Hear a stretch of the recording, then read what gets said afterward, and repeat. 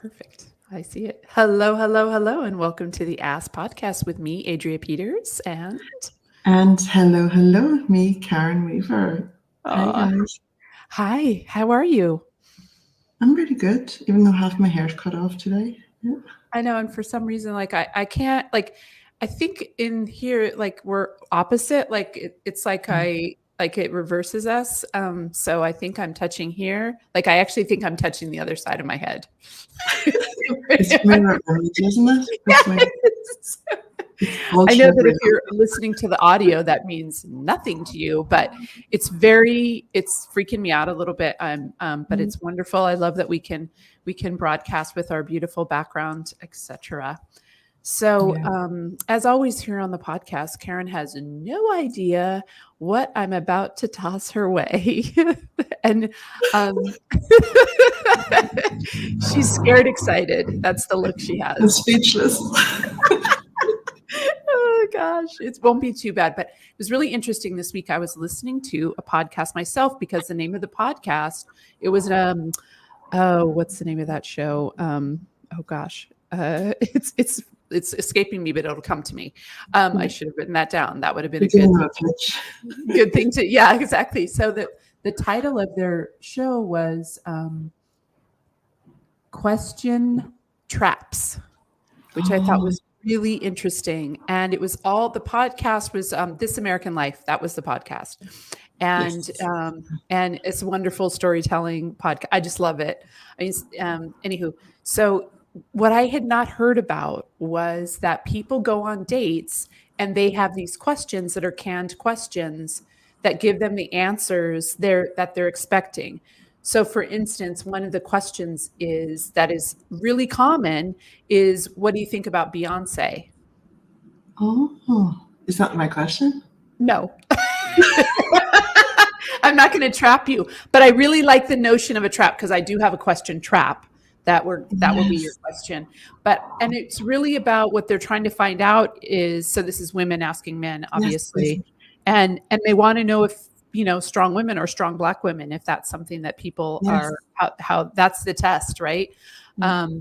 And I thought, oh my gosh, and then of course toward the end of it, they said that people have gotten used to that question. Like the guys have prepped each other. So now when people, they say, I don't know how to answer that, right? It's like, they know it's a trap. Oh, So yeah.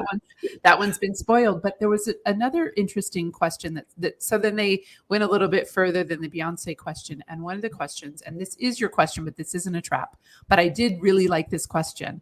Do you believe in ghosts? Ooh. Oh. And yes, but I block them out. I believe that we have the ability to close that door and not see. You can feel it. You can't not feel it, but I can't see it because I choose not to. Whereas my sister Emma, she's seen things all the time and couldn't switch it off, which is fascinating. It is. Wow, that's a really interesting question. My mind's going. Yeah. And I mean, it's, for me, of course, it's funny. I don't think of things as ghosts, right? I think of things as energy, right? So, but I've awakened from dreams before from people that have passed. This one in particular that really freaked me out. A good friend of mine, John, died young, 30 years old. And he was this wild guy, had such a crush on him. I never told them, but I did. And he was into motorcycles, but like what people call crotch rockets here in America. It's like the speedy vroom, vroom, and they do like tricks in them, and oh, that caused Sky to bark. Sorry if you can hear that. And so he wore all this elaborate leather gear. So it was like purple and red, and he was a very colorful guy. And so I woke up from a dream. I wasn't dreaming about him, but I woke up from a dream, and his apparition, or him or whatever, was standing at the end of my bed watching me sleep. But he was dead. He was long gone. So it was the wildest thing. And now, of course, Well, Sky how is, did you, what did you do? Did you I, freak out? it really freaked me out. Yeah. Yeah. And I don't know. I actually found it after I sat there for a minute. I found it incredibly calming. And it was a time when I was really mourning him, and I had just started writing through it. Yeah. And so uh, it's one of my favorite things that's happened to me, right? And I've had other where I've had other sorts of things. We won't go into it, but it's not even a belief in ghosts, right? I just believe that people don't go very far. Even once they ditch their body, I just don't think they go that far. And also they can be anywhere all at once, which was I found very comforting when it came to like my dad. And I set up all these chairs in my house so my dad could read in different spots in the house. That is just so beautiful. And the thing is that we don't go very far. We're just energy. We leave our vessel, isn't it? And like Yeah. quantum, becoming True Sky is all about that and giving perspective on that. But so many people are just so present in their bodies that whenever death happens, you know, it's one of those really, the grief and all of these things. I'm very blessed. I haven't experienced much death in my life, which I'll have to experience as an adult and process. And you've experienced a lot of that, so I can imagine the comfort in seeing someone and witnessing that. It's beautiful. Yeah.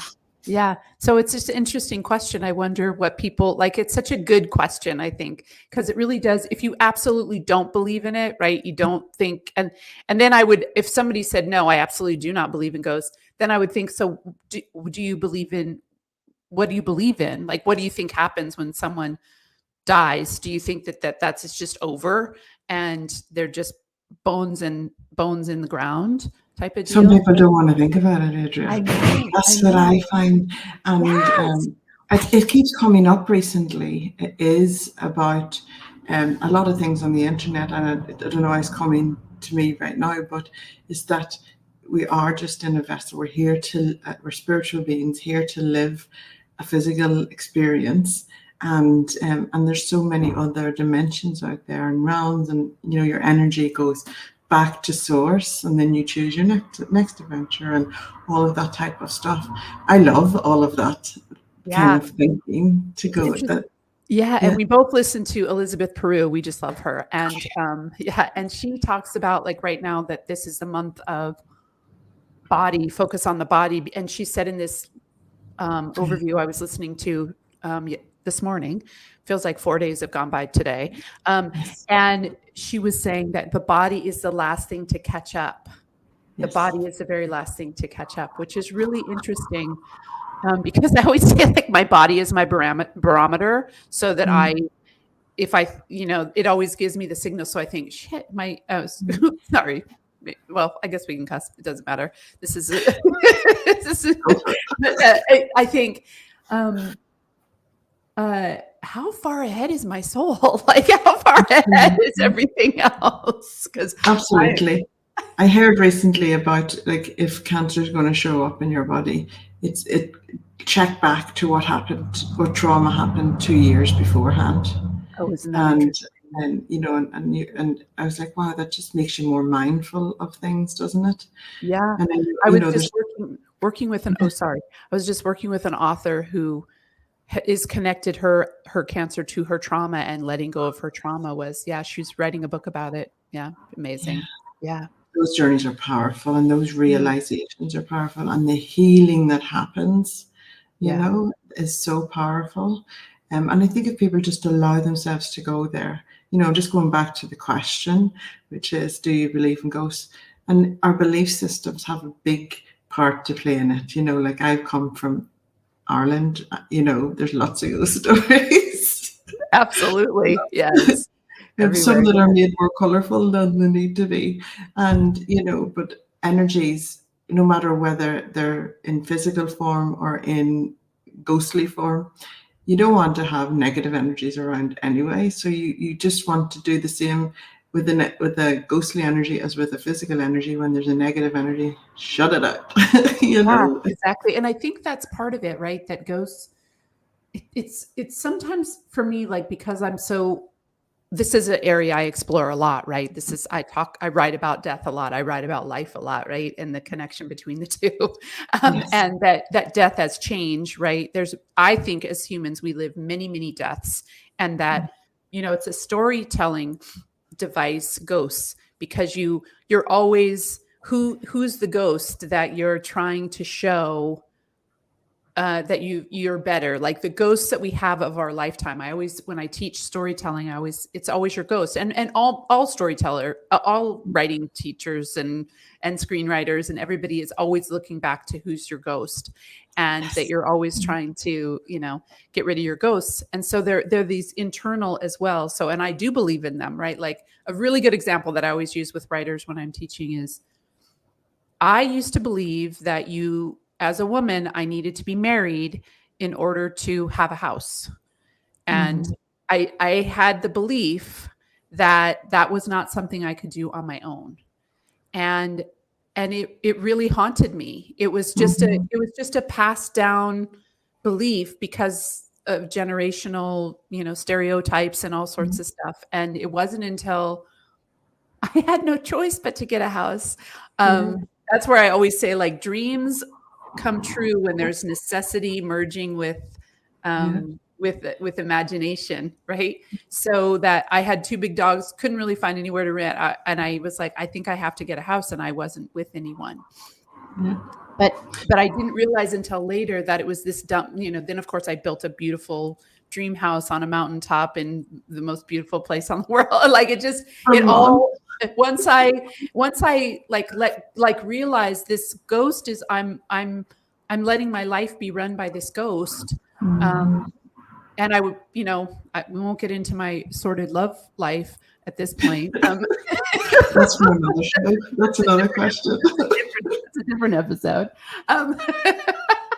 But it was really interesting, the power of the ghosts that we have. So it's a different kind of perspective on ghosts. I didn't actually mean for this question to go on this long, but it's a really interesting question. We're on track. And the thing is, whenever it taps into our belief systems, that's when it can either stick, have us stuck somewhere.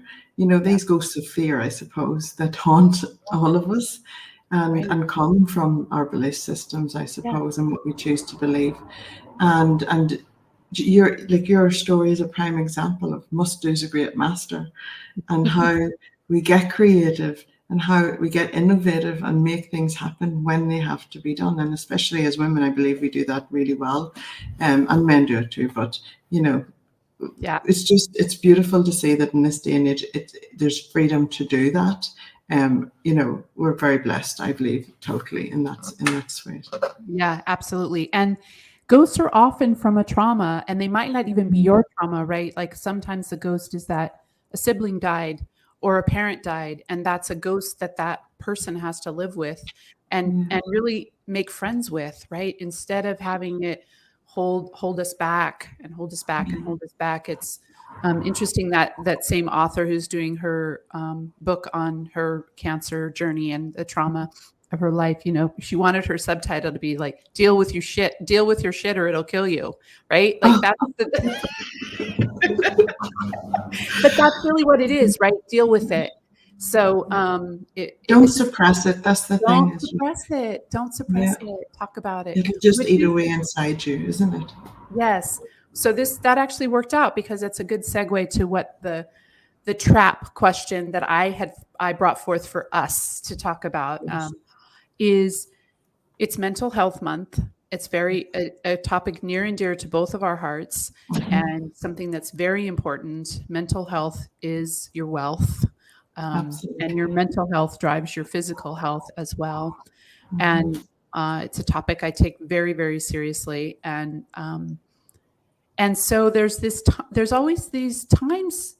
It happened recently in a work situation for me, and I was about to ask the question, should I be concerned?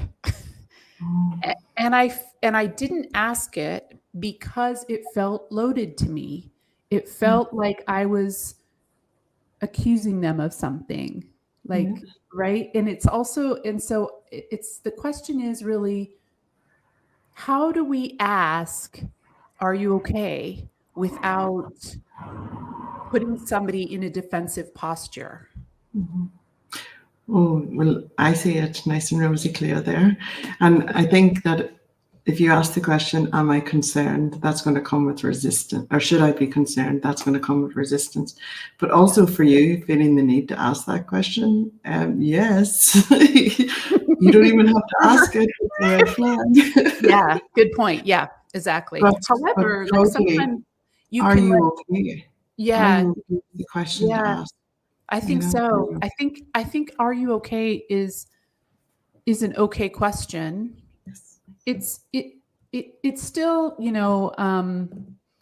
me, I'm a boss, right? I'm a boss in my day job, and that can also cause people to feel defensive as well. Like, what do you mean? Of course I'm okay. Like, you never know. It's such a funny thing. Like, it's easy for me to, like, I would say to you, are you all right? Like, what's going on? Right? That would be, and you would tell me, right? Yeah. So it's more about where you're observing it, especially in this day and age where people have been bullied a lot, and people have been shamed, and people have ghosts active in their in their defense systems, and being able to reach out in a way that doesn't cause, to your But I point. think the actual asking of the question in that scenario, you're not going to get the instant reaction that you want, but there will be. You're actually offering them the to go inside, and take a moment and go, well, she asked that for a reason, and then go away and do the work. So it's kind of like an after the fact. So it will set a ball in motion. Maybe some insightful exploration can happen for them, and like Yeah, even as a boss, can you imagine if someone, said to you, "Are you okay?" Initially you would they go, do, "Excuse which me, is what are you very asking? Am I okay really for?" interesting, because they do, because I do ask them. I don't I do say, "Are you all right? I'm checking in." Here's the question I ask to my teams all the time: is anyone freaking out? Like, is anyone freaking out? And I can tell immediately in their body language, Mhm. because either they'll laugh, or if they look down, I know they're freaking out. Yeah, If they just kind of relax in their chair, they know that it's not all that serious. I always have to remind everybody, yeah, hey, it's not, this is, it's not all that serious. It's yeah. okay. We'll get to a solution. But I think that sometimes there's something, no, a lot of times there's something deeper going on to have me even feel like I need to ask somebody, are you okay?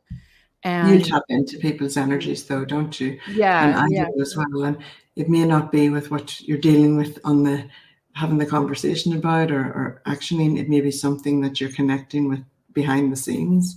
And have you ever asked someone if they're okay and they bust out crying? oh I yeah, have. oh yeah, Yeah. yeah. That's a And that's great. like a release. It's It's a not a bad release. thing. It's It's a great. release. It's absolutely great. Mhm. Sometimes I'll just say, if I know somebody's not okay, I'll say, everything's going to be okay, everybody. Something along those lines. And if anybody needs to talk, let me know, I'm here. Yeah. Um, but I really think there is something really powerful in asking somebody if they're okay, versus putting that spin on, should I be concerned, or I'm concerned about blah, blah, blah. I think it's better to come from that open More posture. caring. Yes. Yeah. Yeah. Yeah. But it's really interesting. People will come at you with what's wrong with you. You're acting Mhm. weird. It's like you have to pause for a second and think about, Yeah. you have no idea what's going on for people. No, we have no idea what's going on for people. And even people we know really well. That's why, Mhm. you know, our good group of girlfriends always are just like, hey, how's it going? What's going on? And we know, like, I want to hear everything that's going on, good, bad, ugly, flaws, freaking outs, all of it. And Exactly, because then, and we know that what people are going through right now in the world, we know that there's everyone's dealing with so much. Some people are not dealing with it so well. Other people are putting on the mask and getting on with things.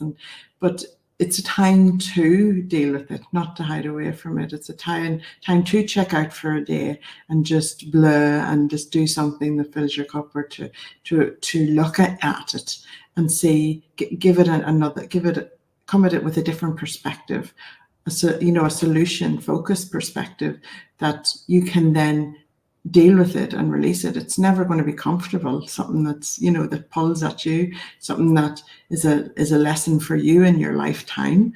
But it is important to deal with it and to release it. And it keeps coming back to your health. Your body's your temple.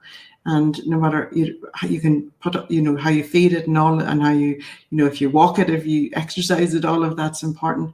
But also how you deal with the emotional things that rise up within you. Do you suppress them? If it's trauma, quite often I feel with trauma, whenever trauma happens, we go into survival mode to get through it, but it's going to come back up again, so that you have an opportunity to release it from your body, because you don't want to keep it there for a lifetime, because it won't give you a long lifetime. That's the thing. You will have to deal with it. You will have to. And if you read through its sky, you can deal with it now, or you can deal with it. Like, you still have to deal with it. And it's so freeing. I mean, I used to be somebody that I kept everything to myself. I just, I was the person everybody came to, and I just kept it to myself, and until I got really trusted group of girlfriends, really, and guy friends in there, that I could just say, no, I'm actually not okay. I'm not okay. And I was taught by other women and men in my life to say, Adrea, stop saying it's okay. It's actually not okay. Like, that was very bad, whatever XYZ had happened. Like, it's okay to say it was really bad. My thing is, I say, all good, all good. Yes, you do. Yes, you whenever do. some of my family hears me go all good, they go, uh-oh. Yeah, it's true. I watched something recently that I think of yours will like the perspective of, and it was this interview that Oprah was doing with this guy. I can't remember his name, but it was a really good interview, and something he said in the moment was really important. So there was an audience there, and this woman was asking a question. She started to cry, and she said, "I'm sorry, I hadn't planned to cry." And he says, "No, it's okay. Please cry. You've got to understand that when grief happens, no matter what form it comes to you in, you can go and distract yourself from it all you like. I've done that. I went and drank myself silly. I went and distracted myself with work. I've done this, I've done that. And grief just waited for me to finish. It doesn't go anywhere. You got to feel so good. It's so good. So we can wrap it up for this episode. I think it's also a good question to ask yourself, am I okay? Which is a very powerful question to ask yourself. And you might break down in tears. I certainly have from asking myself, am I okay? But am I okay? Am I okay? Yeah, maybe not. Check in with yourself and others, guys, because it's important. It really is. Yes. So thank you so much for listening. This is another episode of the Ask Podcast. See you next time, guys. Thank you.